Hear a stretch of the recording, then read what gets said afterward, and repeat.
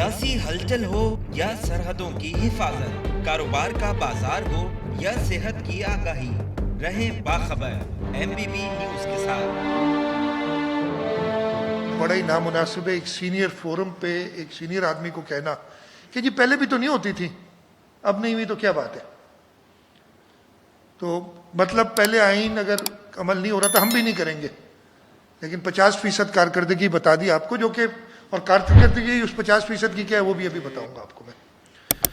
तो ये मीटिंग कल हुई। हमने उससे पहले होती है एनुअल प्लान कोऑर्डिनेशन कमेटी, जो उसके लिए तैयारी करती है।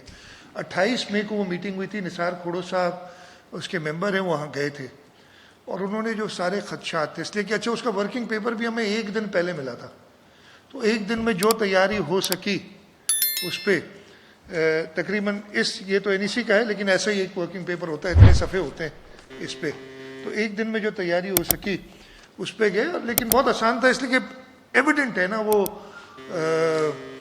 कहते हैं कि mala fide is skimming on the surface, जो एक पता नहीं जजमेंट्स में कहते हैं, वो नज़र आती है। एक नज़र डालेंगे आपको पता चल जाएगा कि क्या कर रहे हैं इनके साथ। वहाँ पे बात की, उसके बाद उन्होंने ख़त भी लिखा कुछ हमें कि यार बताएं क्या इश्यूज़ हैं, जो उधर से गए क्या आपके इश्यूज़ हैं, बात की और उनको बताया गया।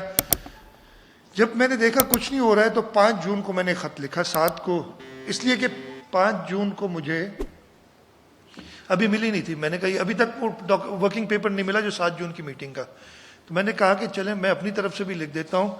और एक मैंने बड़ा डिटेल ख़त, तकरीबन 6 सफ़ों का ख़त था और उसमें कोई 6 सफ़ों के और एनेक्स्चर्स थे, वो प्राइम मिनिस्टर साहब को भेजा कि सिंध के साथ जो नाइंसाफ़ी हो रही है वो आपको बताएं। लेकिन उसका कोई तदारक नहीं हुआ, इसलिए कि जैसे ही मैंने ये ख़त लिखा उसके अगले दिन, बल्कि उस दिन रात को हमें कागजात मिले, ये वाली नई किताब मिली जो PSDP सजेस्ट होनी थी, अप्रूवल के लिए जानी थी, और उसमें हमें फ़ायदा देने की बजाय और नुकसान देने